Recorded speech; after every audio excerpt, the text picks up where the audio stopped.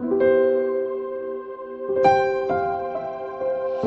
vamos iniciar com a oração, Renato, esse nosso momento de live. A gente tem que pedir ao Espírito Santo a sua luz, a sua graça, a sua presença para nos conduzir, iluminar a minha inteligência, a nossa inteligência, tanto aquele que fala como aqueles que acolhem esse tema que é de tamanha importância para a nossa vida cristã e do qual a gente deve ter esse desejo de aprofundar para crescer cada vez mais espiritualmente, humanamente, no sentido primordial da nossa vida humana e cristã.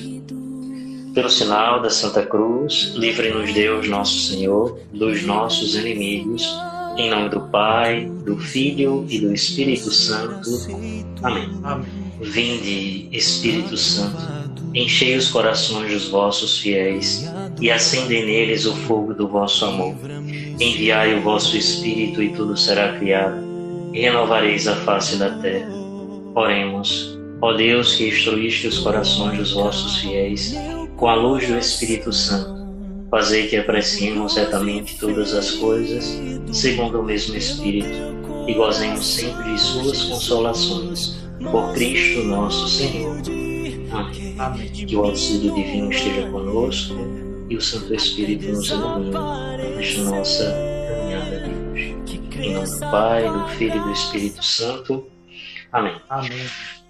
Muito bem. Semana passada a gente falou um pouco, sobre as virtudes a modo geral.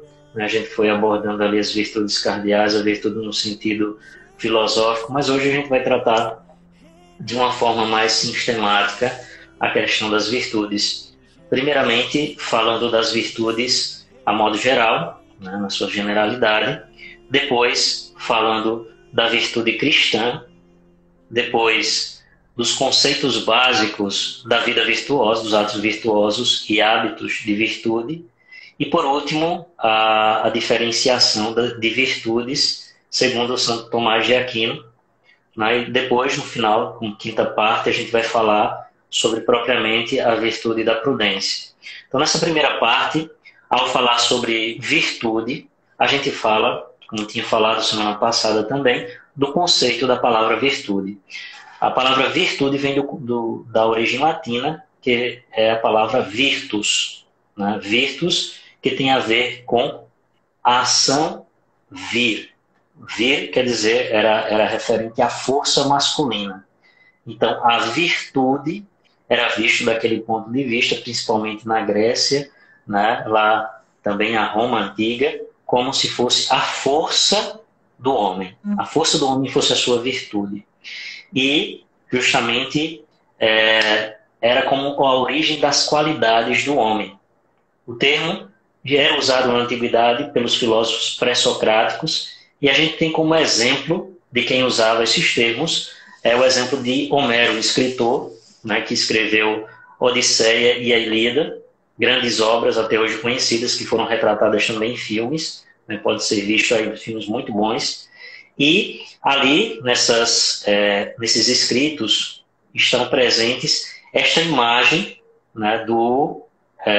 da virtude presente, por exemplo, na Ilíada, presente em Aquiles, que era um soldado, um soldado que tinha justamente a valentia, essa coragem de enfrentar os inimigos. A gente vê num filme muito bonito, quando na hora que ele aparece um grande guerreiro lá do povo oponente, e aí chamam Aquiles e ele vai ali, combater com aquele gigante, e ele rapidamente derruba o cara com a espada, mete na barriga do cara e o cara cai, Mas o que se expressa propriamente como virtude em Aquiles é justamente a atitude dele no momento que ele é chamado para a guerra de Troia, ali naquele momento que ele vai ter a guerra entre Troia e aquela outra cidade.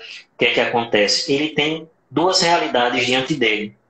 Ali ele pode escolher entre a realidade de aceitar, enfrentar aquela guerra e degladiar naquela grande guerra, e o seu nome ser lembrado e ele ter glória por causa disso. E aí vem a questão da virtude do herói, justamente aquele que é herói, aquele que enfrenta. e a sua glória ser cantada pelos outros, como ele próprio no filme é interessante quando ele fala para a criança, né? Que a respeito da vida e a respeito do aspecto do herói. Tem uma cena que o ator é o nome deles, Brad Pitt, que faz o Aquiles, né, no filme. E é muito interessante na hora que ele está conversando com o menino, e ali ele tem uma conversa e fala com ele sobre a realidade da guerra, do conflito, que o menino diz, não, eu acho que é melhor ficar em casa, acho que é melhor ficar aqui, não entrar. Mais ou menos isso no diálogo entre ele. E ele olha para o menino e diz, por isso que você vai crescer e se tornar um homem comum, né? Então, não vai ser aquele homem que vai ser lembrado, cantado pelos outros, porque era uma grande vitória para os heróis, era justamente que as pessoas cantassem, né? Poesias, melodias, cantando aos façanhas dos heróis. E Aquiles foi justamente esse modelo de virtude, porque ele foi para a guerra, ele poderia ter escolhido voltar para casa, né? E ser um mercenário e viver uma vida comum, de certa forma, né? Tendo uma família, tendo uma vida longa, mas ele escolheu enfrentar. E aí justamente por quê? Por causa de que naquele tempo já se tinha também um conceito a respeito de areté, que era justamente da excelência das coisas e também das profissões. A areté era justamente esse aspecto da pessoa atingir o seu máximo, a sua excelência. Que já estava presente ali, se aproxima esse conceito também, que é uma palavra grega, areté, se aproxima também daquilo que é próximo da virtude cristã, que é aquele que quer crescer e evoluir, se tornar cada vez melhor, né? Mas há uma diferença que a gente vai ver mais à frente entre a virtude do ponto de vista pagão e a virtude do ponto de vista cristão. Mas aqui, o areté é justamente esse aspecto de ser a excelência. E aí se compara também com objetos. Aqui a virtude, no sentido de areté, não se relaciona somente ao homem em si, mas também aos animais e, enfim, aos objetos. Porque, por exemplo, se falava de uma faca. Uma faca, vamos dizer, a excelência de uma faca? Qual é a principal função de uma faca? Cortar. Então, se aquela faca corta bem, ela tem a sua excelência, ela é uma faca diferenciada, é uma faca melhor. Se a pessoa tem um lápis e ele é um lápis que escreve bem, que ajuda a pessoa ali no momento que ela está relatando alguma coisa, aquele lápis ocupa a sua função, ocupa a sua excelência. E aí também em relação ao guerreiro, naquela visão de Homero, o guerreiro ele alcança a sua excelência quando ele enfrenta aos seus combates, as guerras, mas não de uma forma qualquer, mas de uma forma gloriosa. Ele enfrenta, vence e consegue chegar muito à frente, né? Então se tinha essa visão de realização, né? A virtude como realização do ponto de vista daquilo que se é, né? Como um guerreiro, né? Como um rei na área também da administração, ser um rei excelente, ser um rei que conseguia fazer coisas grandes, mas depois esse conceito vai se desenvolvendo, né? Não só nesse sentido que antes se tinha de Homero, mas também vai crescendo do ponto de vista da filosofia pré-socrática e da filosofia socrática e pós-socrática. Então, em Sócrates, a virtude está na capacidade de conhecer. Quanto mais se conhece, quanto mais se debruça sobre o conhecimento, mais a pessoa se torna virtuoso, porque justamente a virtude está em você conhecer e, por conhecer, tomar as decisões melhores para a vida. Então já começa a crescer a compreensão de virtude, né, no sentido de entender que o excesso é mal, né, na perspectiva de vícios, de coisas que são danosas ao ser humano. Os excessos causam mal. Uma vida virtuosa é uma vida que vai se aproximando do equilíbrio. E aí a gente vai se aproximando do entendimento de virtude no sentido aristotélico. Mas antes de Aristóteles, Platão já falava sobre a virtude, e começando a falar sobre a virtude, ele falava como justamente a virtude no seu aspecto de buscar o bem, né? O ser humano que busca o bem nas coisas que se faz. E tudo aquilo que ele se faz, seja num trabalho que vai fazer, seja num relacionamento que estabelece, ele procura o bem. Então, se ele procura fazer bem aquilo, então ele é uma pessoa virtuosa. É uma pessoa que procura crescer cada vez mais nos diversos aspectos da sua vida. Aristóteles, como dizia, ele via a virtude como o meio, né? O meio, a virtude está no meio, tanto que essa frase é conhecida por todos, né? A frase de Aristóteles, a virtude está no meio, nem no excesso, nem na ausência, ela está no meio. Então, o desenvolvimento do conceito de virtude é desenvolvido de uma forma mais exata por Aristóteles em seu livro Ética a Nicômaco, onde ali ele escreve a respeito do conceito de ética e justamente tem duas visões lá presentes. O sentido da vida humana como eudaimonia e o sentido da vida humana na teleologia. São duas palavras usadas no Ética Nicômaco, que é justamente que o ser humano ele tem como finalidade, dois pontos no sentido dele. A finalidade é a questão da felicidade, né, a eudaimonia, e também no sentido de tudo aquilo que ele faz, ele procurar o fim, né, ter um fim. Não só procurar o imediatismo, ou seja, fazer alguma coisa só para agora, mas procurar fazer tendo um sentido para uma realidade além. O ser humano tem que viver dessa forma. Então ele observava nesse sentido, porque diferente dos animais, por exemplo, que, vamos dizer, caçam, comem, né, defecam, vão, caçam, se reproduzem, só tem aquele ritmo, só tem aquela visão imediata. O ser humano não, ele deve ter uma visão além a respeito das coisas e ver o seu papel diante do seu desenvolvimento. Então, Aristóteles já desenvolve mais essa perspectiva ali no livro Ética a Nicômaco, que justamente aqui a gente vai ver uma relação entre ética e moral, porque nesse aspecto as virtudes elas vão sendo vistas também como a prática do viver bem, né? Vai começando a ser vista nessa perspectiva. Então, do conceito filosófico, ética e moral estão muito próximos. Embora que há alguns que consideram a ética como mais um aspecto teórico do viver, né? O homem que pensa muito em relação às coisas e questões da vida, e já a moral como uma realidade prática, a prática do bem viver do homem. Mas, contudo, essas palavras são muito próximas. Por quê? Porque, na verdade, ética vem de uma palavra grega e moral da palavra latina. E, justamente, moral é uma forma de falar a respeito da ética, que é uma palavra grega. Então, elas estão muito próximas. Porém, elas têm uma certa distinção, mas são sinônimas. E, por isso, a moral ela é vista, uma pessoa que é virtuosa, uma pessoa que é moralmente hábita, ou seja, que age com moralidade, que age com decência, né, que tem seus limites em relação àquilo que faz, que é uma pessoa sincera, uma pessoa honesta, uma pessoa verdadeira, e vai se voltando nesse sentido da prática da vida, né?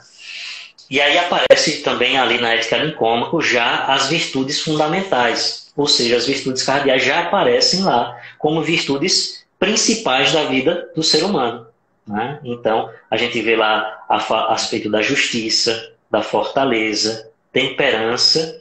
Qual a outra, Renato? Me lembra aí. Justiça, fortaleza, temperança e...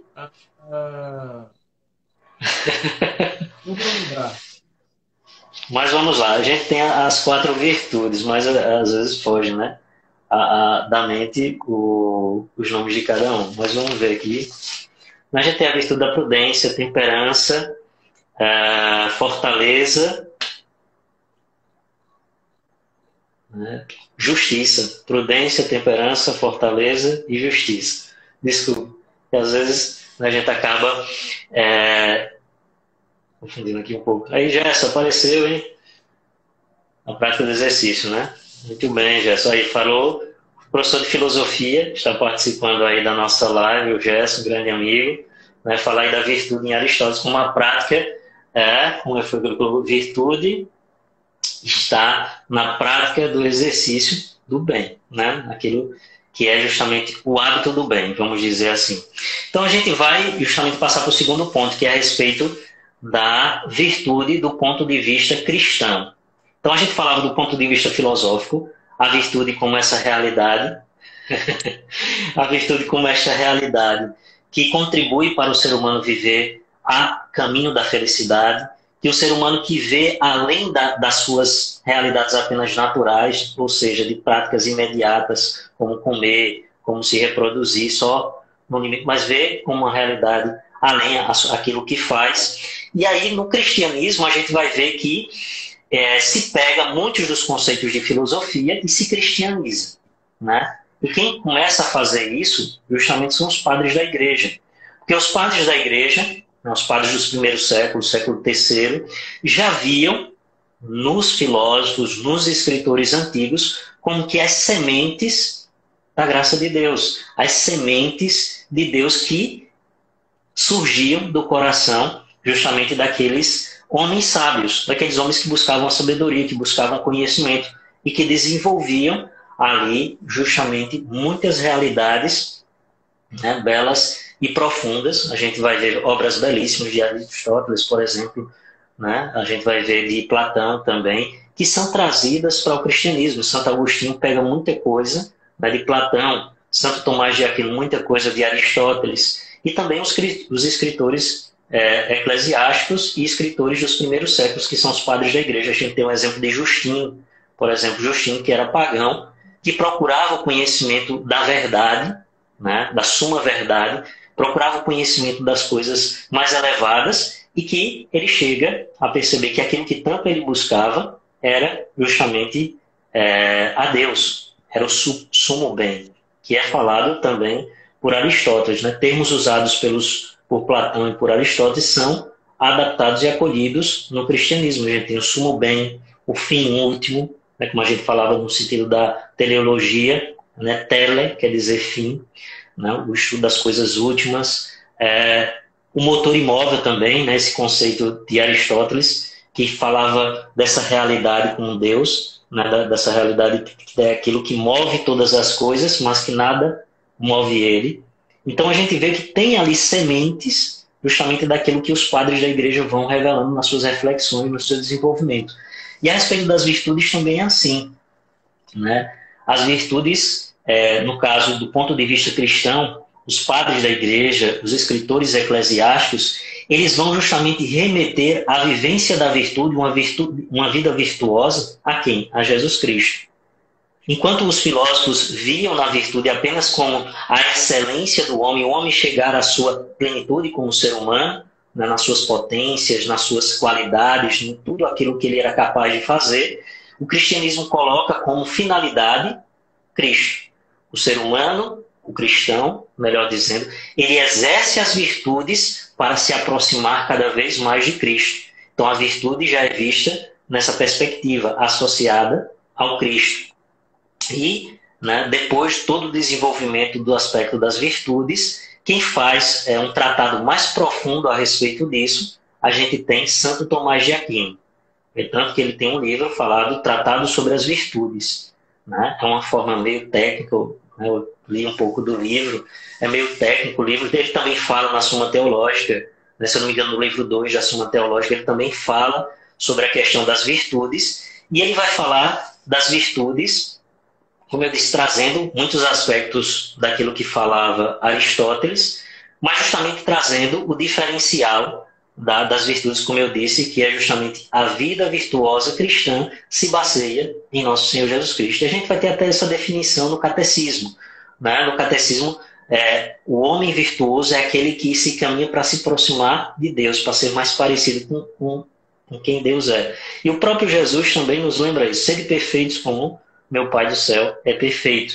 Né? Então, Jesus vai também nos impulsionando a perceber a gente tem muitas potencialidades que podem ser desenvolvidas para que a gente possa crescer humanamente, para que a gente possa se tornar cada vez melhor. Não só do ponto de vista para ser uma pessoa, vamos dizer, né, estimada por todos, ser uma pessoa que consegue exercer bem muitas coisas que faz na sua vida, mas acima de tudo, tendo como finalidade Deus, tendo como finalidade o céu. É a finalidade da vida virtuosa. Ele é o modelo, Jesus Cristo, do homem virtuoso. O cristão deve viver a virtude não só para ser bom, como disse, mas para se assemelhar ao Cristo, que é a finalidade do ser cristão.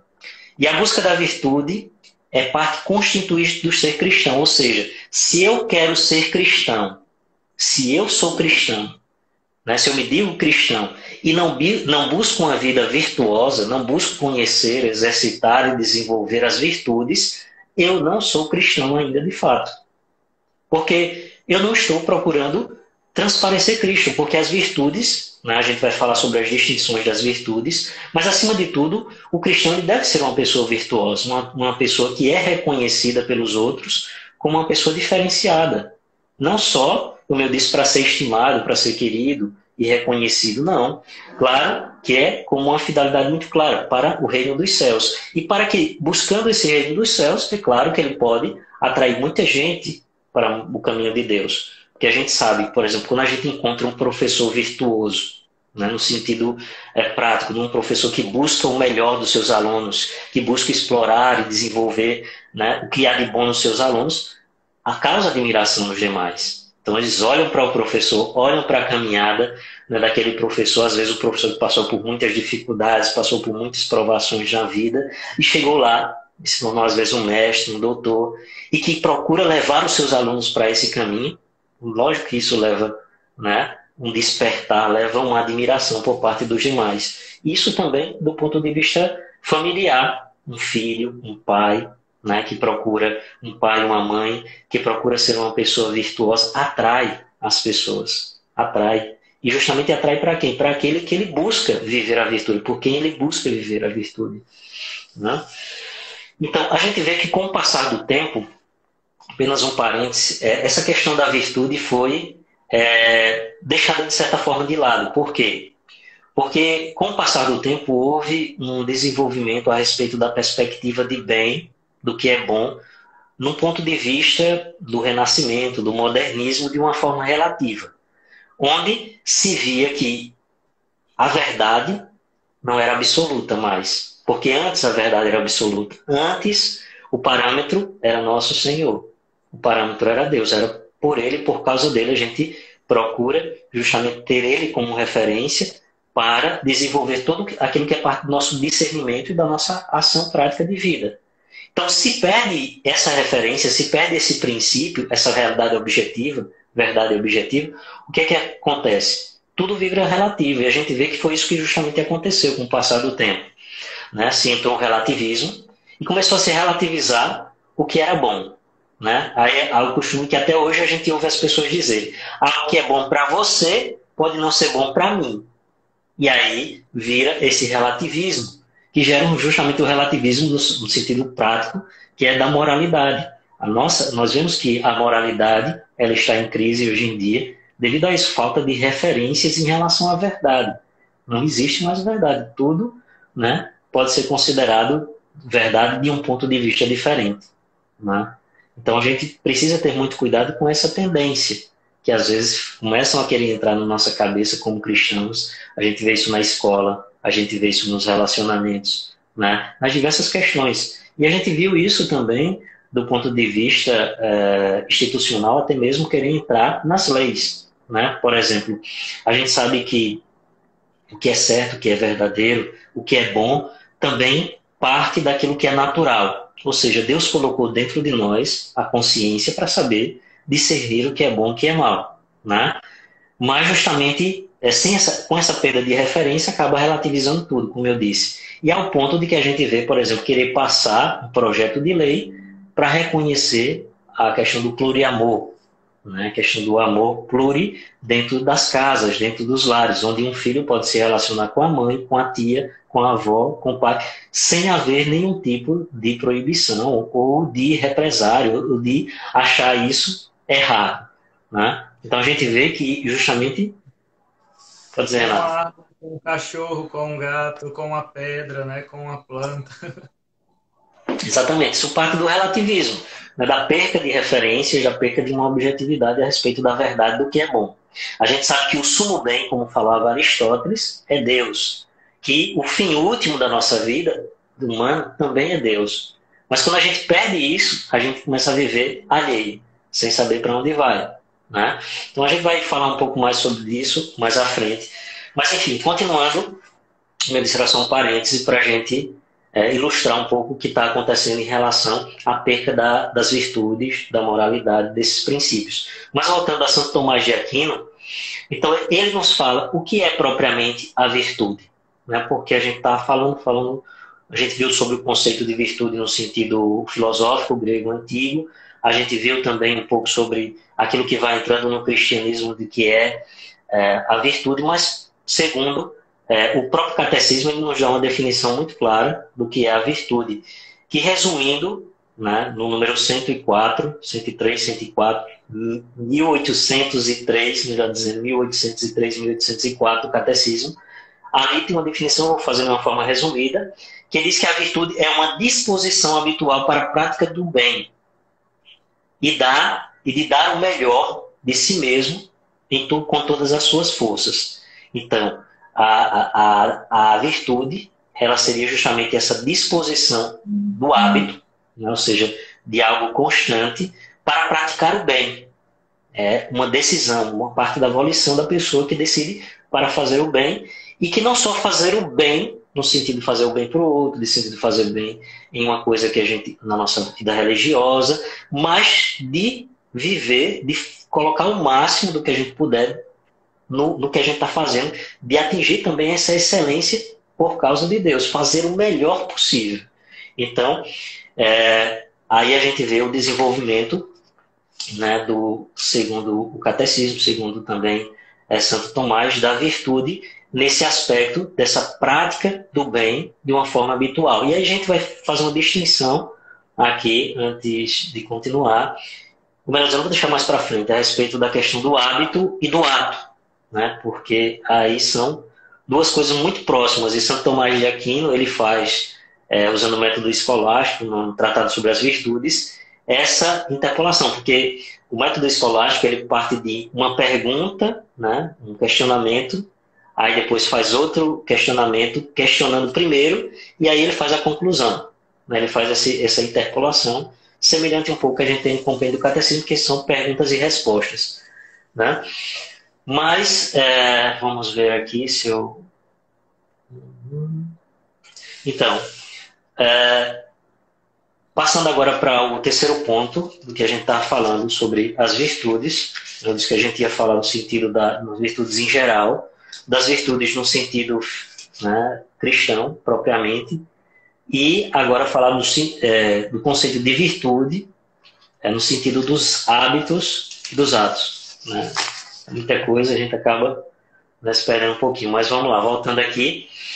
O conceito de hábito, né? A gente viu que a virtude ela é justamente uma disposição habitual, ou seja, uma disposição do hábito que procura fazer o bem e procura fazer o bem em todas as coisas. Então passa por essa perspectiva. Mas propriamente o que é um hábito, né? A gente falou na semana passada, ao que me lembro, acho que a gente falou que o hábito é justamente, a virtude seria justamente um hábito bom praticado várias vezes, né? Quando a gente faz algo bom várias vezes, acaba se tornando uma virtude. E aí a gente tem justamente esse conceito, como eu vinha falando, que é o ato e o hábito, que diz que justamente o hábito, né, é essa disposição para fazer o bem, como disse, com frequência, né? E a repetição é o costume, né, que ele vai se alojando na nossa alma. Então a gente tem o hábito de fazer alguma coisa, a gente vai fazendo aquilo bom, e aquilo vai aos poucos ficando dentro da gente.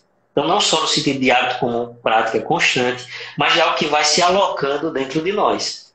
É interessante esse conceito também do habitar, do hábito, né? A gente fazendo algo bom e aquilo vai se alocando dentro de nós. Também quando a gente faz um hábito de algo mal, algo que é vicioso.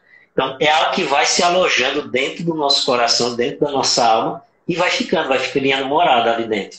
Então, tem esse conceito de hábito. E o que é o ato? O ato, segundo Santo Tomás de Aquino, ele colocava que o ato é mais importante do que o hábito. Mas o hábito é maior. Em que sentido? Que ele dizia que justamente, por exemplo, a pessoa pode ter... o ato, vamos dizer, a decisão da pessoa de fazer o bem. A pessoa tomou a decisão de fazer o bem, é aquele hábito. Então, O ato ele exige uma certa força, uma certa decisão, vontade. Então, por isso que ele diz que é mais importante o ato. E justamente o ato bom, feito várias vezes, como eu disse, então se torna o hábito. E aí, por isso, o hábito é maior, porém, o ato precede o hábito. E por isso que ele é mais importante. Porque é preciso, para a pessoa criar um hábito, é preciso que ela haja antes. Não adianta a pessoa ter a intenção no coração de fazer o bem, ter a intenção de ser uma pessoa melhor, ter a intenção de ser uma pessoa mais, vamos dizer, virtuosa, né? E não ter a atitude para isso. Né? E a gente tem aquele ditado que as pessoas justamente dizem, né? De boas intenções está cheio o inferno. Porque às vezes a gente pensa no que é bom, a gente, né, visualiza aquilo que é bom, quer fazer, mas não toma decisão, ou seja, não pratica atos concretos em relação a isso. Então, lembrando que justamente nós somos salvos pelos nossos bons hábitos, né? E pelos atos maus também que nós praticamos, nós somos condenados. Então, o ato é muito importante a gente se planejar para terem atitudes na nossa vida. Então, lá no seminário a gente tinha uma prática bem interessante que chamava exame de previsões. Quando a gente, antes de iniciar o dia, a gente fazia o exame daquilo que a gente ia fazer durante o dia e colocava no papel. Era chamado exame de previsões. Era bem interessante. E é interessante a gente criar esse hábito de anotar as coisas que a gente tem que fazer durante aquele dia, para viver bem aquele dia. Porque fazendo aquilo 2, 3, 4, 5 vezes, se a gente conseguir fazer mais de 5 vezes, já vai se tornando um hábito. E é mais fácil da gente ir adquirindo os bons hábitos, né, as virtudes na nossa vida, se a gente se planeja, se propõe a fazer, e também no final do dia, quando a gente se coloca ali, às vezes, em oração, fazer o exame também da nossa consciência de como a gente viveu aquele dia. E a gente poder ter no final do dia tanto a sensação boa, humanamente falando, da gente ter cumprido muitas coisas que a gente se propôs, como também do ponto de vista espiritual, em relação a fazer aquelas coisas para Deus. Então, só para esclarecer a questão dos termos aí em relação à prática, né, do hábito e da atitude, dessas duas realidades que estão muito próximas, e Santo Tomás de Aquino se debatem muito sobre essas duas questões, o ato e o hábito, para a gente entender que precisa ter o ato, para que o hábito seja formado na nossa vida, e assim seja formado também as virtudes. E aí a gente tem um exemplo, por exemplo, vamos dizer, em casa eu não tenho o costume de lavar os pratos. Quem lava os pratos é a minha mãe, ou tem um funcionário que lava. E aí, em um determinado dia, não tem ninguém para lavar. E aí eu pego e lavo o prato. Isso chega a ser uma virtude? Não. É um ato, mas não chega a ser um ato virtuoso, ou não chega a ser um hábito, porque foi um ato isolado, né? E como também o ato da gente arrumar a nossa cama, por exemplo. Às vezes a gente deixa a cama para lá e às vezes a mãe vai e arruma a cama, né? E aí tem um dia que a mãe viaja, vamos dizer assim, e ali fica a cama para arrumar. E eu vou arrumar a cama porque minha mãe está viajando. Então é um algo pontual, né? Não é um hábito, um bom hábito.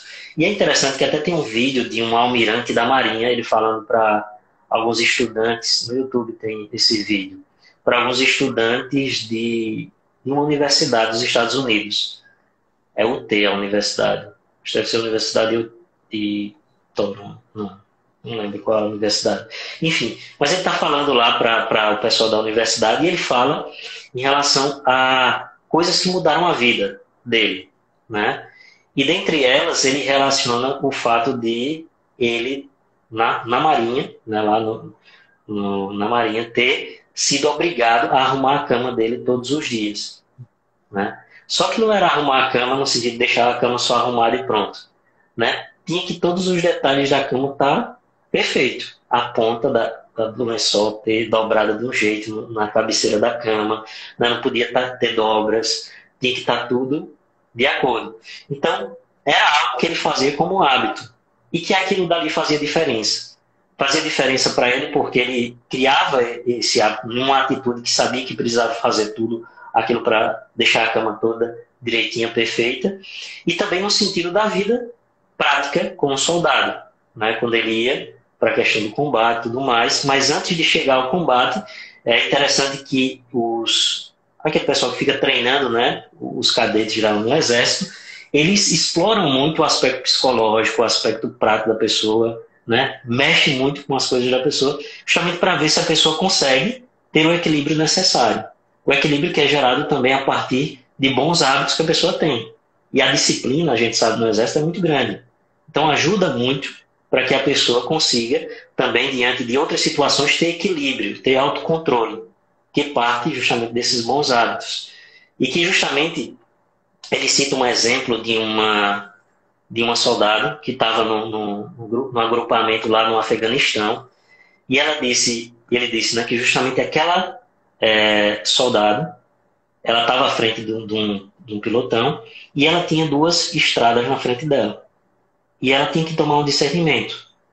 Mas devido a todo o treinamento dela, toda a observação dela no passado tempo do desenvolvimento do treinamento, ela percebeu que o melhor caminho era para o lado de cá. E exatamente isso que aconteceu. Para o outro lado, o que é que tinha? Tinha uma milícia afeganista esperando.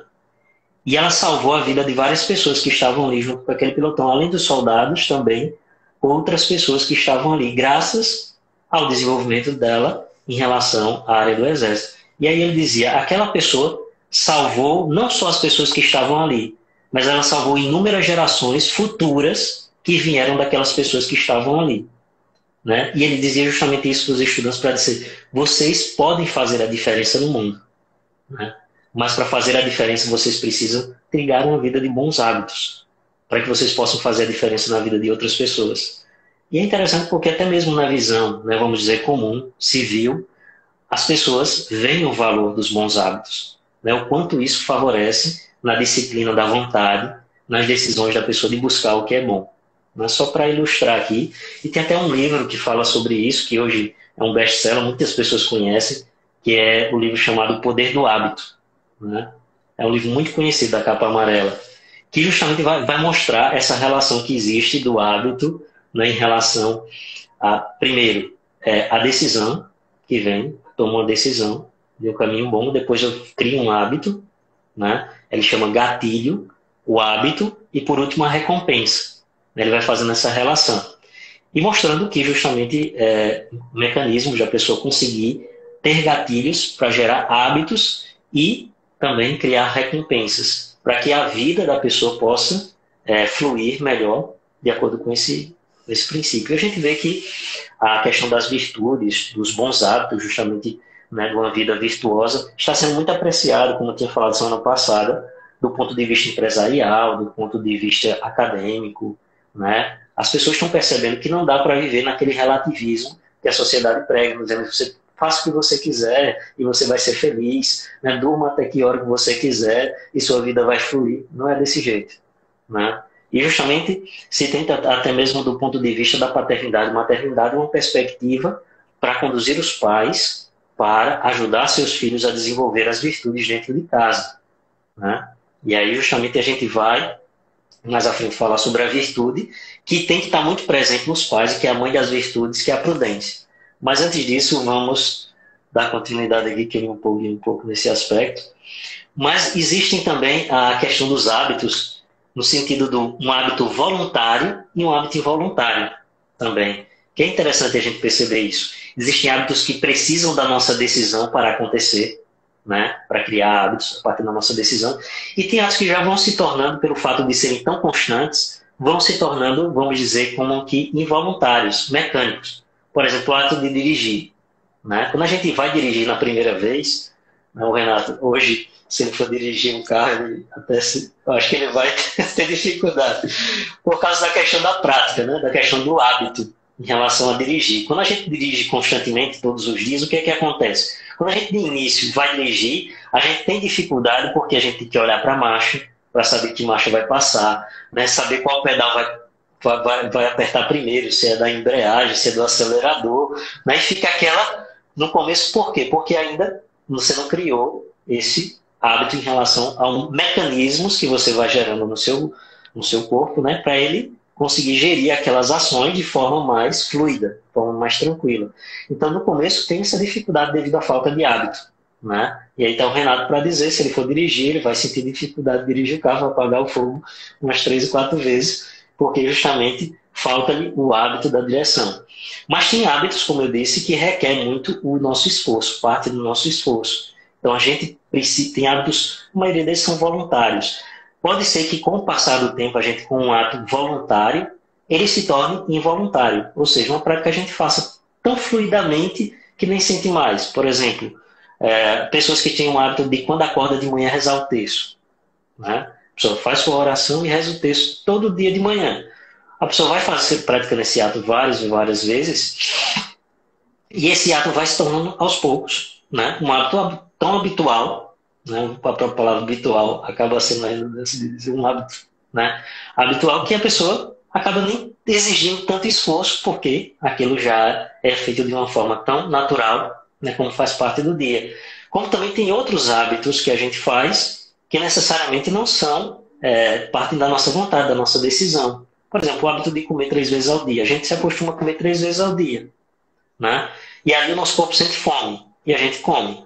Isso não precisa de muita coisa. Naturalmente a gente faz. Então tem hábitos que vêm desses instintos também, né? Que são hábitos involuntários, hábitos mecânicos e que não precisam muito da nossa decisão. Mas a gente sabe que tem hábitos que a gente precisa trabalhar muito a nossa decisão, a nossa volição para poder buscar essas realidades. Então não adianta ter bons hábitos e boas intenções, é preciso ter atos concretos. A gente lembra que não adianta a gente ter boas intenções de fazer o bem, de crescer mais na vida, de querer isso, de querer aquilo outro, se a gente não tem atos concretos que direcionem para isso, né? Que criem estes bons hábitos. E também a gente sabe que dentro de nós, em relação a criar hábitos para o bem, de crescer na vida virtuosa, a gente sabe que existe uma dificuldade presente dentro de nós por causa do pecado original, né? O pecado original deixou sua marca em nós, que é justamente a questão da concupiscência, que é a tendência ao mal, que existe presente em todo ser humano, né? A gente vê isso até mesmo presente nas crianças, né? Que não fazem isso conscientemente. Não é? Por exemplo, quando uma criança é egoísta, de que não quer dividir seu brinquedo com outro colega, isso não é feito no sentido voluntário. A criança está fazendo isso porque quer ser má, porque não quer dividir as coisas. Ela não faz aquilo consciente, mas é algo que já está presente nela, dessa dificuldade. Por isso, os pais devem ter o papel fundamental de ajudar a criança desde pequena a desenvolver o hábito de ser solidária, né? A virtude da solidariedade, de partilhar com seus colegas aquilo que tem. Então, isso não acontece naturalmente, esse hábito, essa virtude. Isso tem que ser gerado a partir de um agente externo, que são os pais, que incentivam a criança em relação a isso. Mas também, mesmo a gente procurando a prática do bem, né, a gente sabe o que é bom. A gente tem o desejo de fazer o que é bom. Mas a gente tem dificuldade de praticar o que é bom. E isso acontece, como disse, por causa do pecado original, né? E aí a gente vê que tem muitos homens que conseguem, do ponto de vista humano, praticar o bem, fazer coisas muito boas, né, que se elevam muito no sentido humano. Mas para nós cristãos, acima de tudo, e para todo aquele que se abre a Deus, Ele nos dá a graça. A graça necessária para que a gente consiga viver uma vida virtuosa, né? E que justamente o que é essa graça? A gente tem a graça santificante, que é a graça que nos santifica, que também é dada através das virtudes teologais, as virtudes cardeais e dos dons do Espírito Santo. Muitas graças que Deus nos concede. Graças que são, vamos dizer, como que impulsos de Deus para nos ajudar a caminhar, né? Como um filho que às vezes está aprendendo a caminhar e que justamente a mãe vai e vai ajudando o filho a passo e poder trilhando o seu caminho. Então a gente precisa dessa graça, que é justamente esse impulso, mas que parte também da nossa natureza. Nós precisamos, com a nossa natureza, decidir.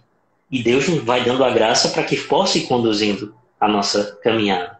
Porque a pessoa pode pensar, se tem a graça de Deus, então não preciso fazer muita coisa. A graça vai me encaminhando, como se fosse a gente estivesse numa ladeira, num carrinho de rolimã, e fosse só empurrar, e a graça fosse assim, nos encaminhando na vida. Não é. né? A graça ela necessita sim da nossa disposição natural, ou seja, na nossa disposição, humanamente falando, a gente preparar o nosso humano para que a graça de Deus possa agir, né? E aí justamente a gente vê do ponto de vista das virtudes, que existem as virtudes naturais, as virtudes cardeais. As virtudes humanas, elas, como são descritas por Aristóteles já, a prudência, né, a fortaleza, a temperança e a justiça, elas estão já presentes no ser humano de forma natural, né? Então isso quer dizer que o ser humano ele pode trabalhar isso naturalmente dentro dele, mas que ele só consegue alcançar a plenitude dessas virtudes quando o Espírito Santo dá a ele a graça infusa através das virtudes sobrenaturais, que aí são virtudes cardeais.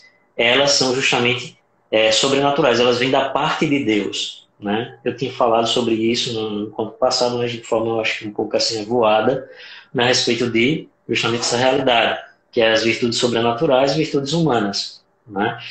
Mas nós temos essa virtude já que nós nascemos com ela, e as virtudes são fortalecidas, potencializadas, né, em nós através da graça de Deus, como disse, as virtudes cardeais. Mas tem as virtudes chamadas teologais, que são virtudes infusas, né, como também as virtudes cardeais, virtudes infusas pelo Espírito Santo em nós, mas que o ser humano não consegue sozinho.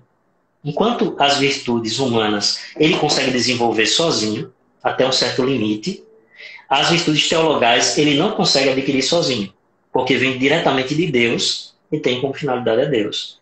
Então, a graça de Deus faz com que o ser humano consiga viver essas virtudes, a graça santificante, né? Faz com que o ser humano consiga viver as virtudes teologais, o amor, né? A caridade, a fé e a esperança. E também para viver as virtudes cardeais, né? De forma plena na sua vida, que são as virtudes vindas do Espírito Santo. E aí, quando a gente perde a graça de Deus por causa do pecado, decisões contrárias ao plano de Deus, Deus nos dá a graça atual, ou seja, a graça que nos move a buscar a graça santificante, né? O padre Paulo Ricardo ele fala em relação à graça atual, também falada como graça habitual, como se fosse a reserva do tanque de combustível de um carro, onde ele tem a reserva até para chegar ao posto. Mas se ele não passar no posto, ele vai ficar sem, né? Ou seja, ele vai se enfraquecendo cada vez mais. Então Deus vai dando graças atuais para a gente, para que a gente consiga chegar até ele e poder receber o combustível, vamos dizer assim, para viver a vida em plenitude, que é a vida na graça, a vida na graça santificante.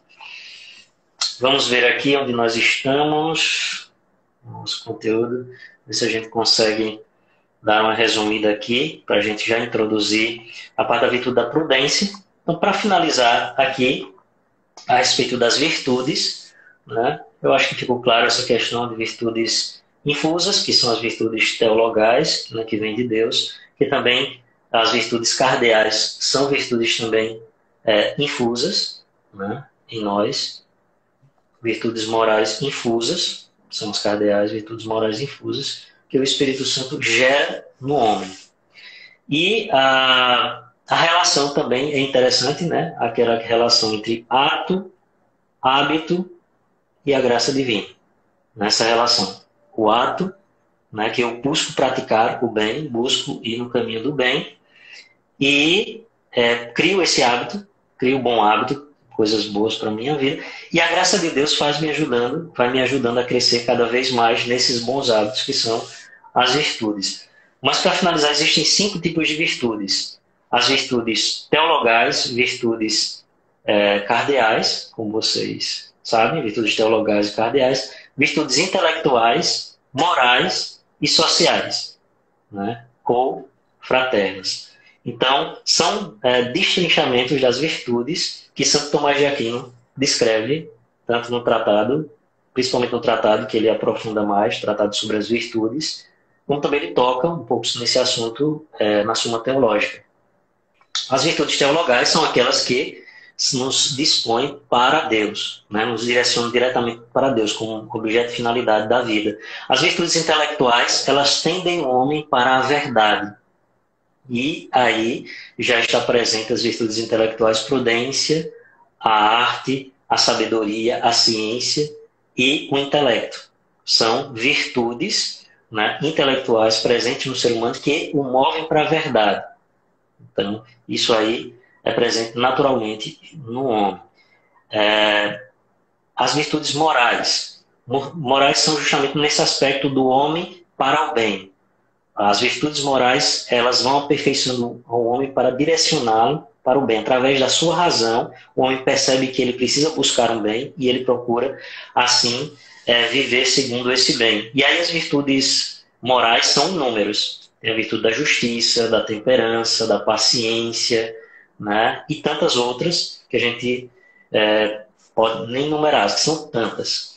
As virtudes cardeais, como a gente já sabe, né, que é justamente o eixo de todas as virtudes, é a partir das virtudes cardeais que partem todas as outras virtudes, que é justamente a prática de buscar o bem em relação à justiça, à fortaleza, né, à temperança, à prudência, para nas questões práticas, nas questões de vida, para direcionar tudo para Deus. Então, vai contribuindo nesse processo. Bom, então vamos aqui finalizar os tipos de virtude. A gente está falando de virtudes teologais, virtudes intelectuais, virtudes morais, virtudes cardeais e as virtudes sociais ou fraternas. Então, aqui fala das cardeais, né? A justiça, prudência, temperança e fortaleza, que são virtudes que na ordem prática da vivência, do dia a dia, ela move para que tudo possa concorrer para Deus, tá? Então, no sentido prático. E delas decorrem inúmeras outras virtudes, e que da virtude da justiça, né, a virtude cardeal da justiça, vem justamente as virtudes sociais, que são relacionadas aos outros, né? Virtudes relacionadas ao nosso próximo, que podem ser elencadas como a gratidão, solidariedade, compaixão, obediência, amizade, né? A justiça, a gente sabe, a virtude da justiça, ela tem como princípio justamente dar a cada um que lhe é devido, em relação a Deus, em relação ao nosso próximo, e dos próximos, os pais, né? Os pais para com os filhos também, os filhos para com os pais. Então a justiça, dela decorre as virtudes sociais ou fraternas. E aí a gente vai para propriamente as virtudes cardeais, e aí tem um texto da Sagrada Escritura que enumera as virtudes cardeais, que é o texto da sabedoria, no capítulo 8, versículo 7. Livro da Sabedoria, no capítulo 8, versículo 7.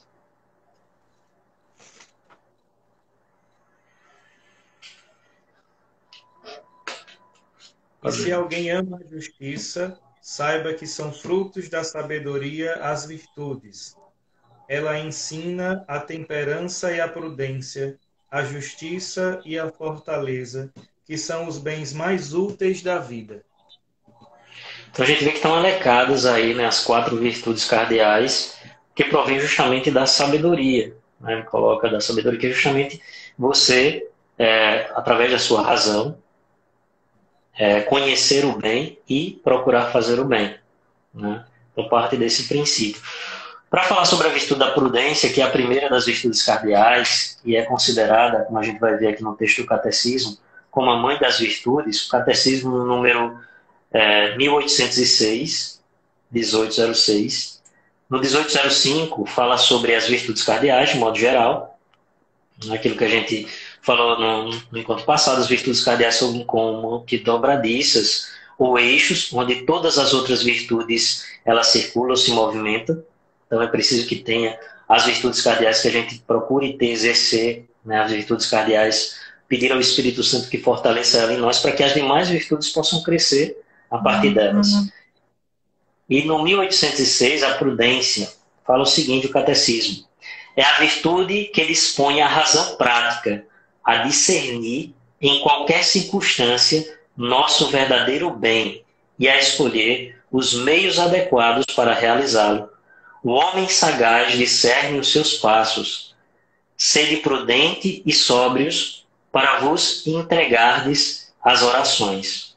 Diz 1 Pedro, capítulo 4, versículo 7. A prudência é a regra certa da ação, escreve Santo Tomás de Aquino, citando Aristóteles. Não se confunde com a timidez ou o medo, nem com a duplicidade ou a dissimulação. É chamada auriga virtutum, cocheiro, isto é, portador das virtudes, portadora das virtudes, porque conduz às outras virtudes, indicando-lhes a regra e a medida. É a prudência que guia imediatamente o juízo da consciência. O homem prudente decide e ordena sua conduta seguindo esse juízo.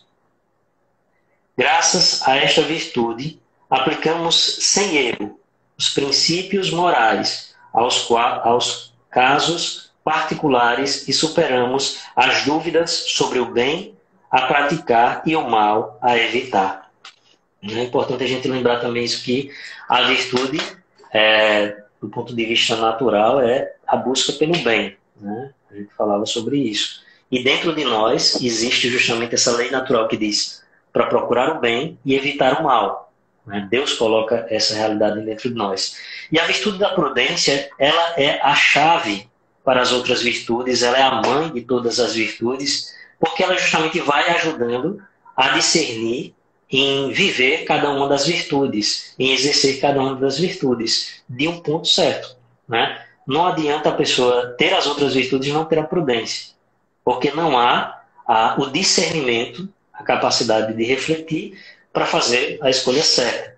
O próprio Jesus nos mostra, nos pede, né, serem prudentes como as serpentes e mansos como as pombas. Então, justamente é no sentido de a gente ter a capacidade de discernir das ações que a gente vai fazer, da gente ter a prudência de justamente esperar o momento, de saber como agir e enfrentar as situações, de como saber aconselhar também os outros. Então, a prudência ela vai ajudar muito a discernir e a escolher, né? Ela parte primeiro do discernir, que é se refletir dentro de si mesmo, para depois tomar uma decisão, fazer uma escolha. E é por isso que, desde os gregos, eles já tinham um certo conceito de virtude. E é interessante que, se você olhar, a imagem que traz de virtude é de uma mulher com um espelho de um lado e uma serpente de outro, né? É interessante, a virtude, a prudência já tinha uma certa concepção, né, na antiguidade, dessa visão. O espelho em que sentido? Para olhar para si mesmo e refletir dentro de si, ou seja, discernir dentro de si a respeito daquela questão. E a serpente no sentido para ter a prudência na hora de agir.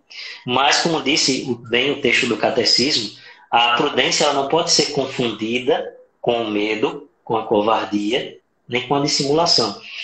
Como, voltando ao conceito aristotélico, né, de virtude, a virtude ela está no equilíbrio. E justamente a prudência é a que vai nos ajudar mais em relação ao equilíbrio da nossa vida. Vamos lá.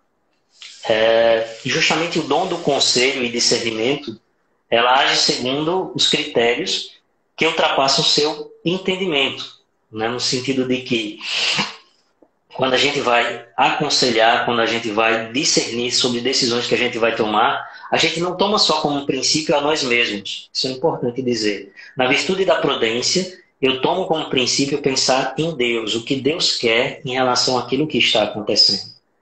Então, para tomar a melhor decisão, para aconselhar da melhor forma.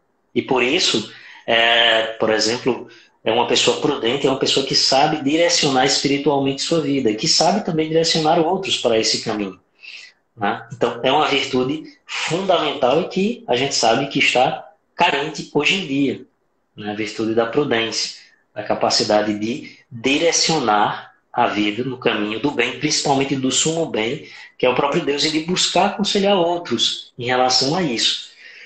Então, a prudência consiste em ordenar os meios para atingir o fim, né? E, como disse, não é nem o medo, nem o receio de errar, Mas a prudência, ela está nesse aspecto muito bonito desse recolhimento, dessa reflexão, desse ordenar dentro de mim mesmo as minhas paixões, o meu ser, para que eu possa fazer boas escolhas. Mas para isso, eu preciso para eu ter um discernimento justo dentro de mim, é preciso que as coisas estejam equilibradas dentro de mim mesmo, em harmonia comigo mesmo, para que eu possa discernir bem e fazer uma boa escolha. Então, por isso, é preciso ordenar-se interiormente para poder direcionar. Sem a prudência, dizia Santo Tomás de Aquino, não há nenhuma das virtudes. Vamos dizer, ela é a mãe, ela é a principal. Sem a prudência, as demais virtudes, quanto maior fosse, maior elas se tornam prejudiciais à vida da pessoa, se ela não tem prudência. Porque tudo aquilo que ela vai fazer, se ela não tem prudência, ela faz de forma desmedida, a mais, ou carece de fazer aquilo. Mas se ela faz a mais, né, não tem a vida da prudência, vai fazendo tudo a mais, ela acaba desgovernando a própria vida. Então a prudência, ela vai justamente, como a imagem que o catecismo diz, ser o cocheiro, que vai conduzindo todas, vai à frente de todas. Então a gente precisa muito dessa virtude, que vai estar unida, como disse aos dons do conselho, do entendimento, né, aliadas àqueles dons que a gente falava na nossa live sobre os dons do Espírito Santo. E aí, em relação à prudência, né, ela é uma virtude, por exemplo, a respeito da castidade. Uma pessoa que vive a virtude da castidade, né, a gente diz, uma pessoa que vive a castidade é uma pessoa virtuosa, né? Mas não necessariamente. A gente precisa avaliar que, como disse antes, as virtudes, elas devem ter como fim o bem supremo, que é o próprio Deus. Se a virtude da castidade ela é vivida numa visão apenas imediata ou como um fim aqui mesmo, ela acaba tornando uma virtude imperfeita. Porque ela não tem como finalidade o reino dos céus, a Deus. E aí, por exemplo, a gente tem alguns exemplos de pessoas que vivem a castidade. Por exemplo, um estudante de medicina que vive a castidade por causa dos seus estudos. Então, ele não se relaciona com ninguém durante aquele período, porque ele diz, eu vou me dedicar só aos meus estudos. Então, você pode dizer, não, é um jovem virtuoso. Virtuoso do ponto de vista humano, pode até ser.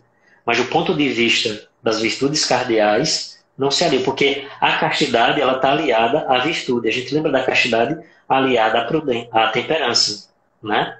A temperança. Mas, justamente, a prudência, né, está aliada à castidade se a pessoa tem como finalidade a Deus. Então, ela é prudente nas atitudes que ela tem, nos olhares, nos desejos, porque ela tem medo de ofender a Deus. Mas também a castidade pode ser vivida apenas como uma prática de bons costumes. No sentido, eu vou viver a castidade porque meus pais querem que eu me apenas que eu perca, vamos dizer, perca a castidade só depois do casamento, perca a virgindade só depois do casamento, né? Então eu vou viver a castidade como um bom costume, como uma coisa que vem da minha família. E aí, se eu vivo dessa forma, eu não tenho como finalidade a Deus. E aí acaba não sendo uma virtude perfeita, né? Não acaba sendo uma prudência perfeita na minha vida. E a gente tem um exemplo também, por exemplo, de uma pessoa que quer ser rica. Uma pessoa quer ser rica e, para isso, ela se torna uma pessoa casta. Em que sentido? A pessoa que diz, eu não vou me casar, porque se eu me casar, eu vou ter que dividir meus bens.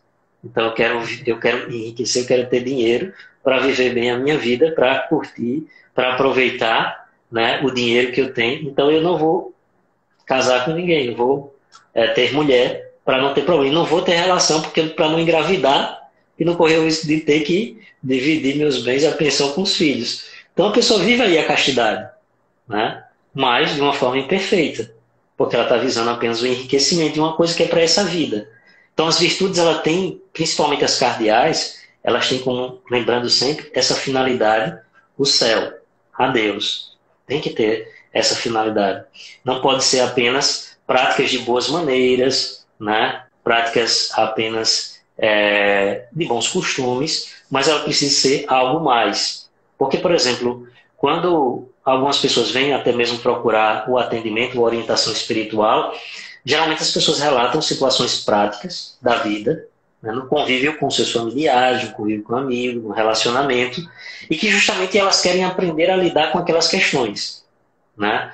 Mas muitas vezes não conseguem ver Deus naquelas questões, no sentido de sofrer, passar por dificuldade por causa de Deus. Mas veem apenas aquela dificuldade, aquele problema, e por isso perdem a paciência, por isso perdem a disposição de viver ali, em meio àquilo que acontece, as virtudes. Por quê? Porque vê apenas como a felicidade imediata, né? O meu marido devia me fazer feliz, a minha esposa me devia fazer feliz, mas eu não consigo ser feliz com essa pessoa mais. Então, o que é que eu faço? Desisto do casamento e procuro outra pessoa, procuro viver sozinho. Então, eu não vejo o plano de Deus diante disso. E eu não vejo também como minha vida participa desse plano de Deus na vida do outro. Então, tem que ter cuidado com isso, né? E aí a prudência ela vai nos ajudando a ter essa medida de pensar, mas isso é da vontade de Deus? O que Deus quer de mim diante disso? Né? E a poder discernir diante disso a partir da palavra de Deus, a partir dos ensinamentos da Santa Igreja. Então a prudência ela tem como base a palavra, os ensinamentos, o magistério da Igreja. E aí a gente entra justamente na virtude da prudência, né? Em relação, como a gente vinha falando, da prudência nesse sentido do bom agir, da vida, do saber discernir nas escolhas que faz, do fazer boas escolhas, na questão de 3 sentidos que Santo Tomás também coloca, da virtude da prudência. Ele vai dizer a virtude da prudência no sentido falso, né? Por exemplo, uma pessoa que é prudente no agir, mas que tem como finalidade algo mal, algo ruim. Por exemplo, o bom ladrão. Uma pessoa que é um bom ladrão é uma pessoa que sabe calcular as coisas, que sabe ser prudente no ponto de vista, né? Certa prudência, no ponto de vista do cuidado que se tem na hora de agir, né? Nos meios que vai usar para roubar aquele banco, por exemplo, na hora. Faz toda aquela estratégia, maquinação. Então, poderia-se dizer que essa pessoa é prudente, porque ela usou de vários mecanismos, pensou em tudo para... teve uma astúcia, né, aí para poder roubar aquele banco. Mas não, isso é uma falsa visão de virtude da prudência. Ou, por exemplo, o exemplo de alguns, porque aí no caso da finalidade era roubar, mas o exemplo de uma pessoa que quer ser um conquistador, né, que quer ter várias mulheres. Então, um cara que quer ter várias mulheres e que procura arquitetar em relação à forma de vestir, à forma de ser, de falar, para conquistar o máximo de mulher possível. Esse é o propósito da vida dele, né? Então ele procura ser prudente naquilo que vai falar, naquilo que vai esconder também da outra mulher que tem às vezes, ou de não ter 2 mulheres para evitar justamente esse conflito. Mas ele que procura ter o máximo de mulheres possível, né? Mas de uma forma bem... porque ele quer conquistar. Então o objetivo dele é conquistar as mulheres. E aí ele procura arquitetar diversas maneiras. Seria, vamos dizer assim, visto como uma pessoa que tem hábitos de certa prudência, de certo cuidado, cautela, mas cautela não necessariamente corresponde à prudência. Porque às vezes quando a gente pensa uma pessoa prudente, é uma pessoa cautelosa, né? Às vezes até a visão errada. Uma pessoa prudente é uma pessoa que não diz nada, uma pessoa que diz, aquela pessoa que diz, eu não vou me envolver com isso porque eu não quero confusão para a minha vida. E aí se omite de determinadas questões, de determinadas coisas, e às vezes é vista como prudente. Isso é uma falsa prudência, né? Isso é uma falsa percepção de prudência que às vezes as pessoas têm. E a prudência imperfeita é aqueles exemplos que eu estava citando em relação à finalidade, né? A pessoa que vamos dizer, casta por causa da riqueza que quer ter, ou uma pessoa que é casta por causa de uma Olimpíada que quer conquistar. Então, é uma virtude da prudência de forma imperfeita, porque visa apenas a realidade do tempo, a realidade do aqui, do agora, dessa vida. E aí acaba sendo uma virtude imperfeita. Isso não quer dizer que seja má, né? Por exemplo, a pessoa não é ruim de todo a pessoa querer ser rica, né? Mas a questão é que a pessoa buscar a finalidade da sua vida nisso acaba sendo mal. Mas a gente sabe que existe uma certa prudência, que até mesmo eu estava vendo outro dia no Facebook, no YouTube, um contador falando sobre prudência. Prudência em relação à contabilidade, em relação a negócios. Então, essa virtude é vista também do ponto de vista humano, de coisas imediatas, né? Por exemplo, uma pessoa que sabe navegar bem no mar, é um bom marinheiro, e aí sabe o momento de colocar o barco, e diz, não vou colocar o meu barco lá por causa da chuva, da tempestade, que é um risco para mim, e eu sei que meu barco não aguenta. E aí diz, olha, esse marinheiro é um marinheiro prudente, né? E aí vê a prudência como justamente uma virtude de certa excelência em relação às profissões mesmo. Por exemplo, comerciante que é prudente em relação à forma de negociar, saber a hora de comprar, saber a hora de vender, saber o que estocar. E aí sabe medir isso, calcular isso, ver isso. Então, é uma pessoa que tem uma certa prudência. Uma prudência do ponto de vista prático, no humano.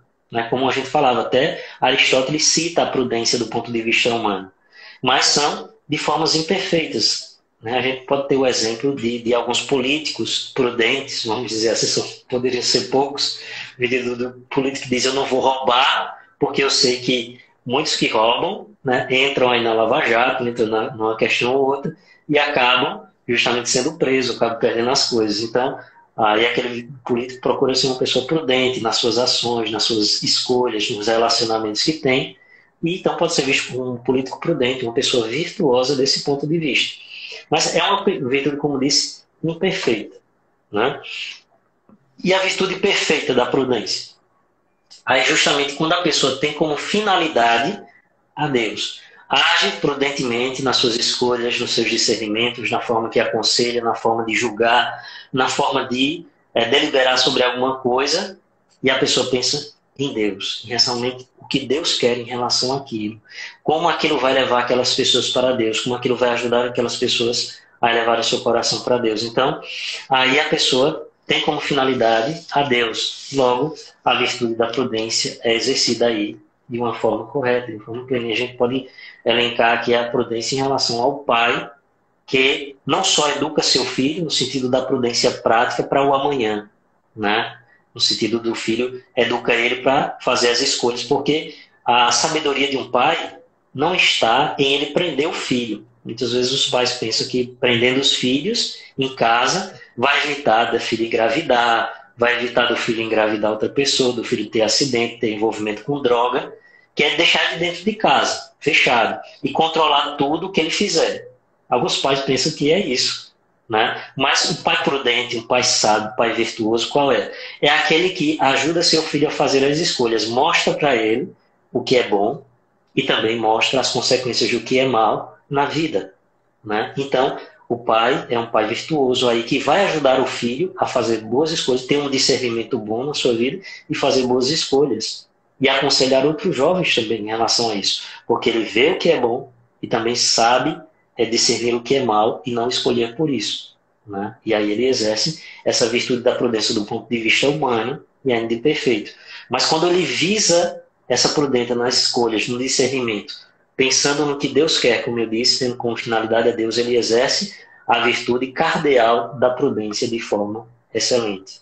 Então, tudo que a gente fizer do nosso ponto de vista espiritual, a gente deve perceber que na nossa vida tudo serve ser para Deus, deve nos direcionar para Deus, deve ter como finalidade a Deus. Se assim não acontece na nossa vida, nós não estamos vivendo direito o nosso ser cristão.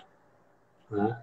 E aí só um resumozinho para a gente encerrar aí um pouco essa questão da virtude da prudência, já que a gente já passou, né, 1 hora e pouco, a gente tem que falar sobre as virtudes, esclarecendo algumas coisas antes, mas, enfim, é isso que a gente tem a dizer, por enquanto, a respeito da prudência. Se vocês tiveram algumas perguntas, Renata anotou alguma pergunta que surgiu, alguma questão?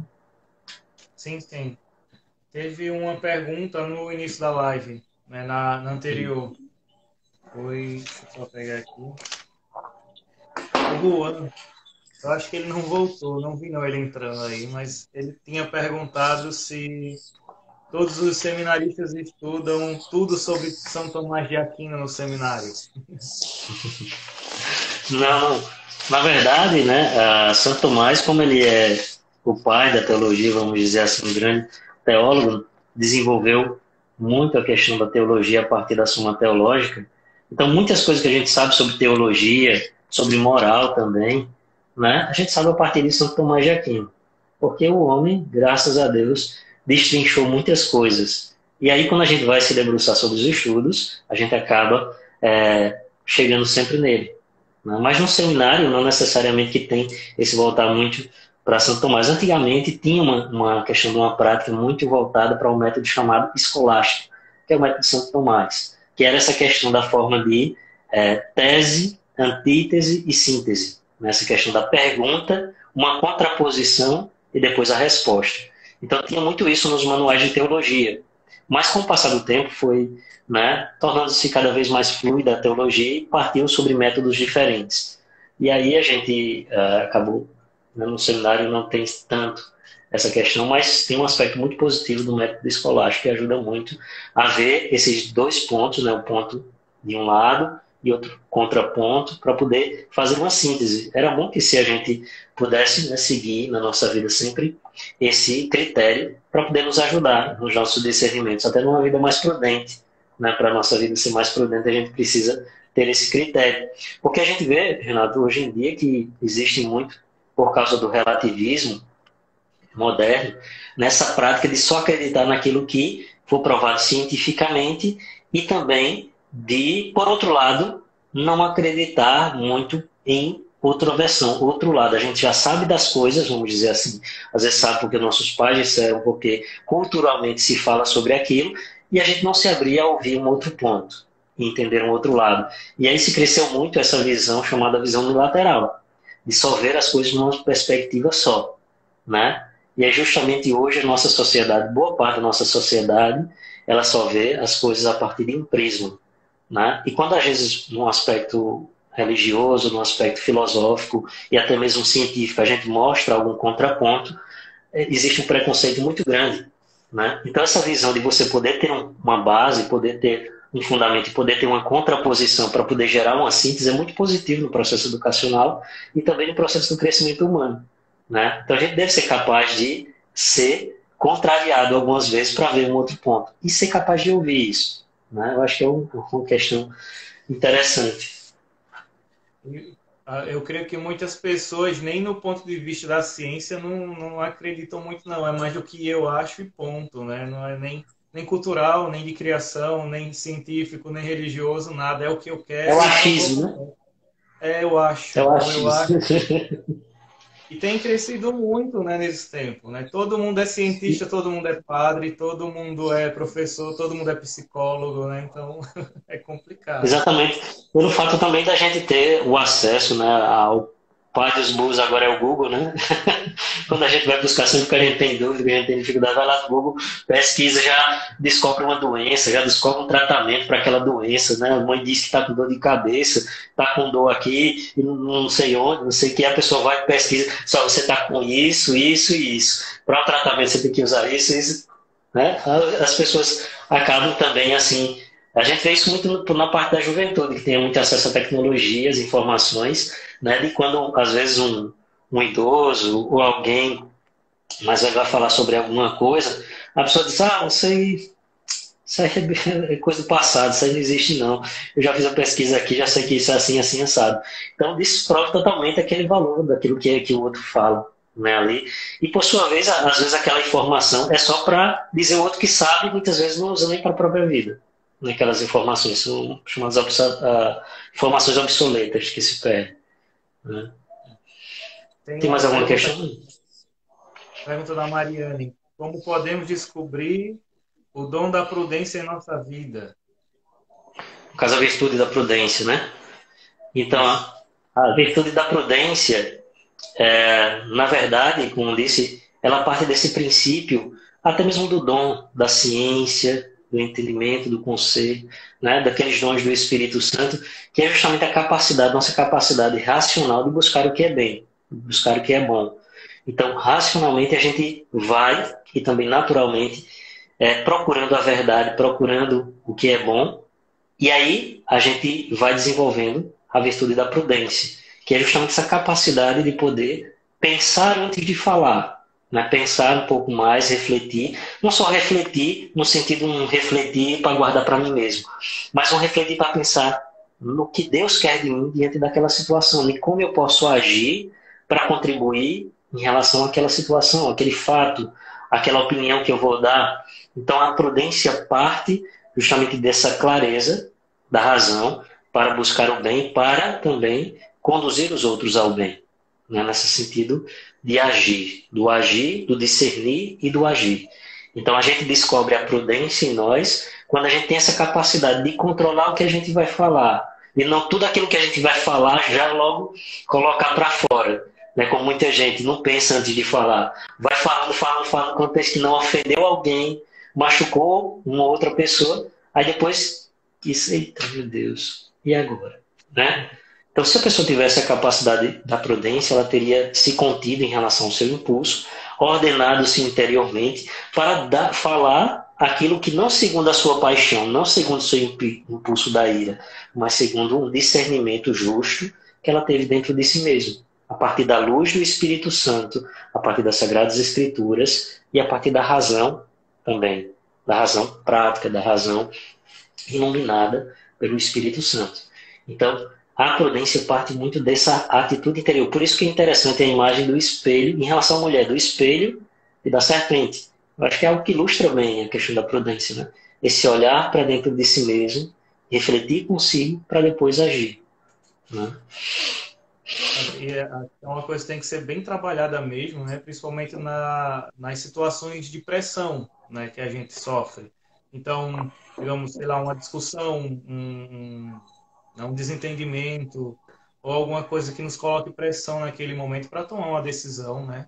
Uma decisão acertada, com prudência. Às vezes é complicado, porque muitas das pessoas se deixam levar ali pelo calor da situação, né? Pelo que está acontecendo, e aí escorrega totalmente, né? Exatamente, Renato. E por esse relativismo, né? Do ponto de vista prático, do relativismo do ponto de vista do ser humano, que faz com que a pessoa seja o centro de tudo, né? Antes, o centro é nosso Senhor, né? É Deus, o centro, né? É o teocentrismo. Depois, acaba sendo o homem o centro. Então, uma coisa que eu já ouvi, né? Eu acredito que você já tem também ouvido, às vezes algumas pessoas dizem, eu não vou guardar não mais nada daquilo que eu estou sentindo, do que eu quero falar, porque isso adoece. O médico disse que eu preciso colocar para fora, eu preciso chutar o balde de vez em quando. Não é quem nunca ouviu isso, né? Pois é. Eu posso contar do que aconteceu comigo ainda há pouco, né? Logo no cedo da noite, em um grupo de WhatsApp, começaram a falar sobre uma questão de terrorismo cristão que assola o mundo. Aí eu fiquei preocupado, né? Eu fui lá olhar o que era e fui comentar, né? Dizer, olha, mas eu acho que os cristãos são muito mais perseguidos, né? E sofrem perseguição e tal, tal, tal. Ah, mas aí, rapaz, começaram a mandar muita mensagem. Ah, porque os cristãos oprimem, os cristãos não sei o quê, e a liberdade da social, não sei o quê. Começou um monte de coisa. Aí eu digo, olha, então respirei fundo, dava vontade de dizer um monte de coisa, mas vou fazer o seguinte, para preservar o grupo, né, e para não ser uma ameaça para vocês, eu vou sair do grupo porque eu sou um cristão católico, né? Aí eu digo, eu vou sair, eu não vou puxar conversa, discussão, porque não queriam escutar. Então, né, num diálogo onde um só fala e o outro, né, tem que escutar amarrado, não dá. É, mas é horrível. Aí é onde a gente vem a necessidade de exercitar a prudência, né? Exercitar a prudência, porque como disse, a virtude, né, ela é um hábito do qual a gente pratica várias vezes até que realmente ele esteja alojado dentro de nós. Então, essas situações que a gente passa são situações para a gente exercitar as virtudes na nossa vida. A gente pode ver só do ponto de vista negativo, no sentido do absurdo que as pessoas falarem isso, de que não tem lógica, de que não tem sentido, que estão pegando apenas um texto, às vezes, de alguém reacionário, né, do ponto de vista um comunista, um marxista, alguém avesso ao cristianismo, né, e que justamente pega isso, absolutiza e que não abre espaço para dialogar, não abre espaço para ouvir na outra versão. Então, uma pessoa prudente, ela ouve sim, mas percebe que não tem espaço ali, percebe que não tem abertura, e ela dá o silêncio como resposta perante pessoas que não querem ouvir, pessoas que só querem esbravejar, né? Colocar para fora a sua revolta. E aí você vê que não tem espaço. E se você, às vezes, acaba falando, você acaba perdendo a razão. Porque você acaba deixando. Claro que se você for contente, consegue dizer alguma coisa, mas se você percebe que ali não tem acolhimento, a melhor coisa é você silenciar e dizer não.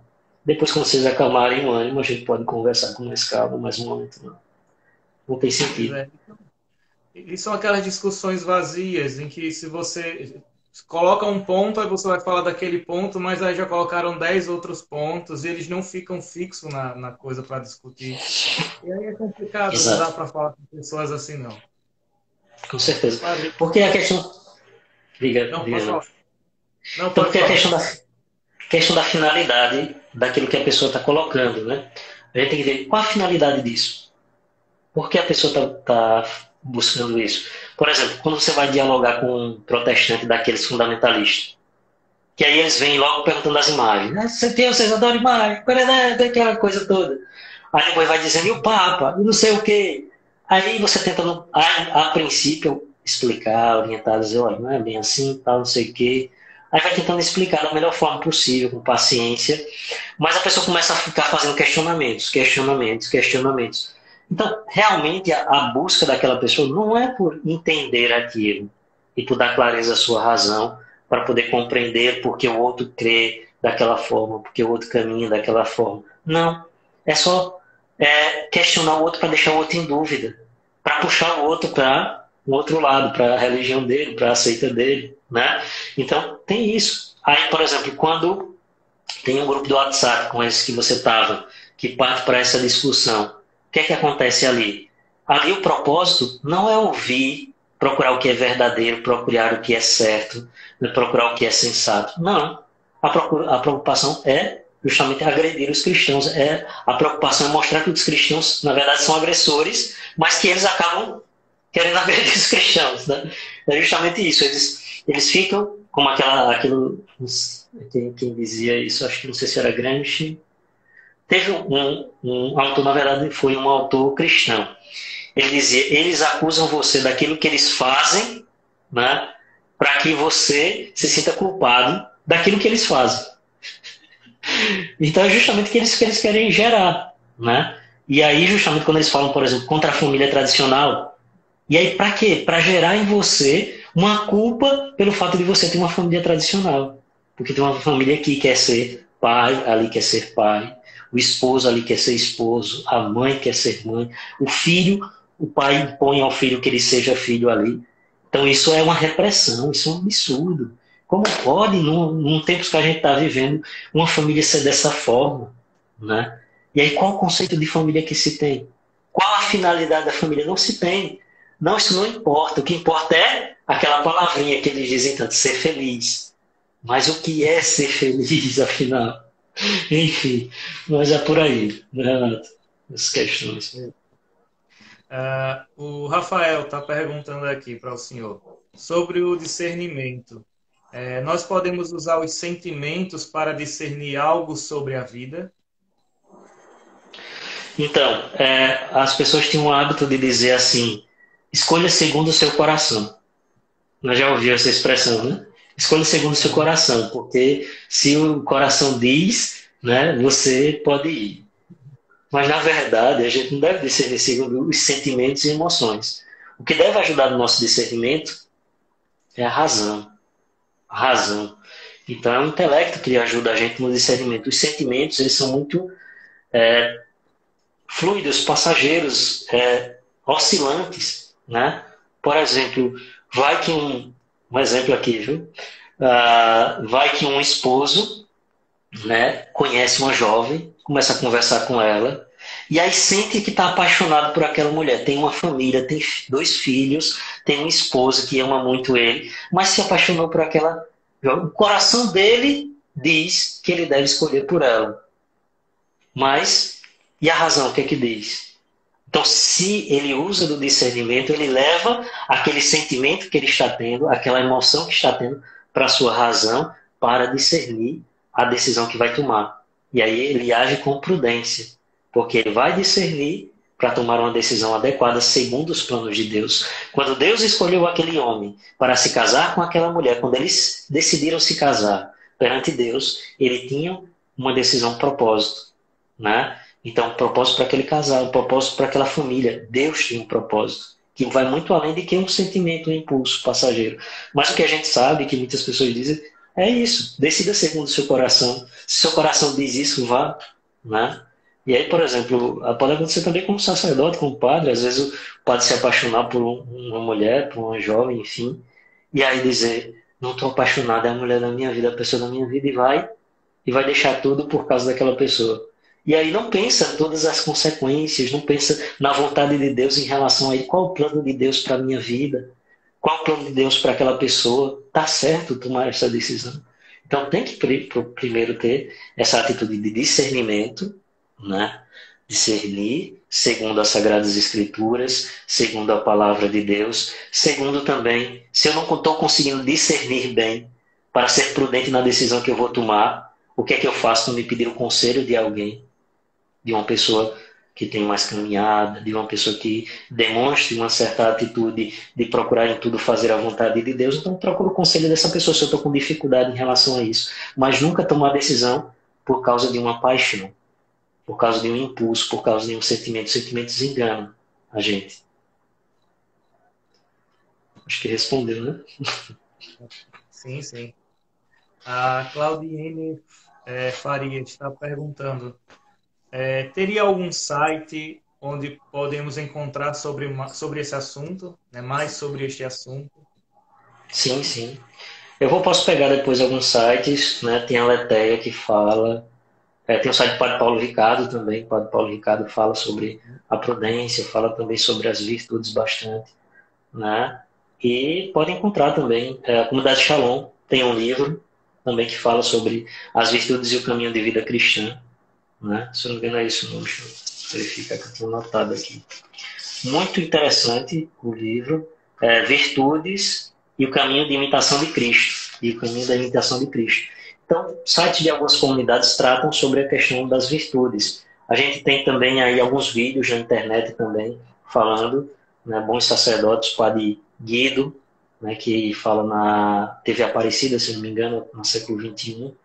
E a gente tem muito conteúdo. Como disse, também a gente tem um livro tratado sobre as virtudes de Santo Tomás de Aquino, né? E tem outros livros também, tem sites, os sites têm resumos também desses livros. Mas a gente pode passar depois, né, deixar com os links na descrição, né, dos vídeos, para que as pessoas possam aprofundar, viu? Eu vou dar uma olhadinha a mais para ver alguns sites que tenham, né, um destrinchamento maior a respeito disso, para que vocês possam, né, ver depois com mais atenção. Porque é interessante, justamente é isso que tem que despertar as nossas lives, é despertar para a curiosidade, para querer conhecer mais, para querer ler mais, né? Ou se a pessoa não gosta tanto de ler, poder assistir vídeos que falem sobre isso, então despertar nesse sentido. Porque, como disse, a gente só consegue viver de forma cristã se a gente exercita nossas virtudes. Se as nossas virtudes ainda não forem exercitadas, a gente está fora do prumo. A gente está fora do prumo. E tem muitos de nós, infelizmente, né, fora do prumo na vida cristã, porque acha que a vida cristã é apenas, vamos dizer, uma prática desprovida de um compromisso, às vezes, interior, né? Um compromisso além. Tanto que a gente vê pessoas que frequentam a missa com frequência, vão à missa todos os domingos, às vezes rezam o terço, mas espancam a esposa em casa, né? Mas se embriagam, embriagado, mais para a esposa. E tantos exemplos. A gente pode falar também do ponto de vista feminino. Eu falei só do homem aqui, né? Mas, enfim, é despertar para perceber que as virtudes são muito importantes na nossa vida, né? Tem um papel muito importante e ajudam muito a gente. E aí a gente vai poder destrinchar um pouco mais sobre isso nas próximas lives, né? Tem mais alguma questão, alguma pergunta, colocação? Não. Por aqui encerrou. A não ser que surja algum ainda agora, né? Mas tá tranquilo. Mas como vinha dizendo, eu acho muito interessante esse aspecto que hoje em dia se procura refletir muito sobre essa questão, né, a respeito das virtudes, seja falando propriamente virtudes, seja falando como valores. trazendo isso como uma necessidade, principalmente do ponto de vista educacional, da educação como para os filhos, da educação também no sentido da escola, o quanto isso é importante, o exercício das virtudes, da ordem prática, né, dos bons hábitos, para ajudar a comunidade a andar bem, a escola a andar bem, a sociedade a andar bem. Se a gente não tem referência, se a gente não busca um princípio de um bem e não procura uma finalidade, as coisas se perdem com o passar do tempo. E a gente vê muita gente estar perdida, infelizmente. Porque, por exemplo, tanta gente que fez a faculdade só para concluir o curso ou só para um trabalho. E aí sente um vazio, às vezes, muito grande dentro de si. Sente que está faltando alguma coisa. E aí vai percebendo com o passar do tempo que essa falta que sente é do supremo bem, é do sumo bem. Porque quando a pessoa traz isso para a sua vida, traz isso para a sua vida profissional, traz isso para a sua vida do relacionamento, o quanto isso ajuda. E a gente quer muito ter pessoas perto assim de nós, né? Por exemplo, uma esposa quer ter um esposo virtuoso, né? Um esposo quer ter uma esposa virtuosa, mas às vezes não sabe o que significa isso, ou não sabe o que é propriamente isso. Mas quer uma pessoa boa do seu lado, né? E aí, quando a pessoa vai estudando, se debruçando sobre a questão das virtudes, a pessoa vai percebendo o perfil também das escolhas que a gente deve fazer. Tem muitos jovens, muita gente escolhendo às vezes, ou melhor, aceitando sem escolher direito, sem saber o que está escolhendo. E aí, por isso que muita gente se arrepende depois do casamento, né? Se arrepende depois da família que constitui, porque justamente não pensou bem na pessoa que escolheu. Escolheu uma pessoa virtuosa para viver a vida. Se a pessoa não escolhe uma pessoa virtuosa, uma pessoa... Todos nós, como disse, a gente tem dificuldade de viver o que é bom, das virtudes, já tem uma dificuldade de certa forma natural. E quando não há nenhuma disposição para o bem, imagine como uma pessoa não vive. A desgraça que é. Para a vida da pessoa e para a vida do outro. Porque veja lá, exemplos de maridos que são alcoólatras, que fazem, prejudicam a própria vida, são alcoólatras, prejudicam a própria vida, não trabalham mais, estão sendo um peso para os seus lares, para as suas famílias, e que justamente a esposa não sabe mais como lidar com essa situação, né? Porque se casou com uma pessoa que às vezes não tinha uma prática de buscar a Deus, por exemplo. Porque se a pessoa busca a Deus, a pessoa vai buscar viver uma vida virtuosa, porque vai pensar em Deus naquilo que faz. Se a pessoa não buscava a Deus, já era. Mas se não tinha nenhum desejo da pessoa de buscar a Deus, de se aproximar de Deus, ixi, fica difícil. E aí, é justamente isso. Por isso que a gente tem tantas famílias desestruturadas hoje e a situação da nossa sociedade do jeito que está. Tem, às vezes, algumas virtudes, alguns valores que a gente tinha nas famílias tradicionais mais antigas que eram muito interessantes, né? Que traziam a questão da honestidade, né?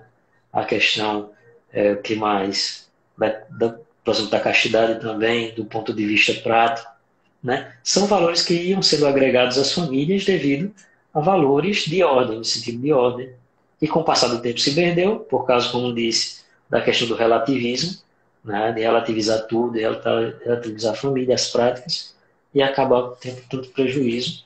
Então, essa nova perspectiva que se vê hoje é justamente para ajudar o ser humano também. Como eu disse, a sociedade está se preocupando com isso para levar o ser humano à sua potencialidade, para que a pessoa seja um melhor funcionário, para que a pessoa seja melhor no seu relacionamento. Por isso que estão tantos coaches por aí, né? Tantos coaches, é justamente essa forma de tentar explorar nas pessoas o seu desenvolvimento das suas potencialidades, das suas qualidades, do que ela tiver de bom. Todo mundo tem coisas boas dentro de si, mas precisam ser exercitadas com o passar do tempo. E é interessante que muitos desses trabalham também a questão da espiritualidade como um meio para ajudar dentro desse processo. Mas voltando só para finalizar aquilo que aquele almirante da Marinha disse, né? Que ele dizia que justamente o quanto muda a prática dos bons hábitos. Mudou para a vida do exército, daquela soldado que a gente tinha falado, e mudou para a vida dele. Tanto que ele dava esse testemunho àqueles jovens, formandos, né, que eles pudessem, na vida deles, criarem bons hábitos, porque justamente mudava a vida de muitas pessoas. E a gente vê uma pessoa que trabalha bem, que procura fazer o bem, o quanto aquilo toca, o seu trabalho toca na vida dos outros. Né? E uma coisa também em relação, antes das virtudes, vamos dizer assim, que o instrutor dizia para mim a respeito da questão do trânsito. Né? A questão do trânsito, ele dizia, eu estava com ele no carro, a gente estava viajando para Arapiraca e ele disse, olha, uma coisa é certa, viu, padre? A pessoa que busca fazer o que é correto, o que é certo, nunca vai errar. Se a pessoa busca fazer o que é certo, nunca corre o risco de ter medo do policial que vai parar numa blitz, né? Ou de algum problema ter no carro, porque está procurando criar o hábito de fazer o que é certo. Então não há o que temer, porque quem procura fazer o que é certo dificilmente vai errar, nesse sentido prático, né? Principalmente das leis. Então achei interessante isso, porque às vezes o jeitinho brasileiro entra muito nessa perspectiva de dizer procurar um meio, procurar um jeito, né? Às vezes a gente tá, tô com o emplacamento atrasado, mas já vai empurrando, vai empurrando aí, porque eu não vou sair da cidade, porque eu não vou ficar mais por aqui no sítio, não sei o quê, então vai protelando. Mas aí a pessoa tem medo de ir para a cidade, a pessoa tem medo de fazer uma viagem porque está errado. Então é interessante isso, quando a gente procura fazer o bem, a gente dificilmente vai ter medo, né? E isso na vida como um todo, né? É muito importante a gente procurar fazer o bem, mas o diferencial de nós cristãos deve ser a finalidade. Fazer o bem não só para não infringir as leis, fazer o bem não só para não nos prejudicar pessoalmente, mas fazer o bem para que a nossa vida dê glória a Deus, né? E as pessoas vejam a glória de Deus através do nosso bem feito. É isso. Muito bem, Renato. Muito obrigado. Obrigado a todos aí que participaram da nossa live. Agradecendo aqueles que estão aqui conosco, só mandando um alô aí pro pessoal que chegou, que ainda ficou conosco até aqui, e aqueles que apareceram por aqui agora, a Miriam, Mariane, Edilene, Amanda Cardoso, Natália, Fabiana, Maria Bianca, Mirelle, Maria José Quitéria, Joelma, Paloma, Juvino, Inês Constantino, Jéssica, a Graça Vieira, Verleide, melhor dizendo, Claudiane, Sebastião, todos vocês, nosso grande abraço. E a todos que participaram da nossa live, muito obrigado. Deus abençoe a todos. Na próxima semana, com fé em Deus, a gente vai estar aqui de volta falando sobre mais uma virtude. Amém. Então, já a bênção. O Senhor esteja convosco. Ele está no meio de nós. Abençoe-vos hoje, Deus Todo-Poderoso, Pai, Filho e Espírito Santo. Amém. Meu forte abraço a todos. Fique com Deus.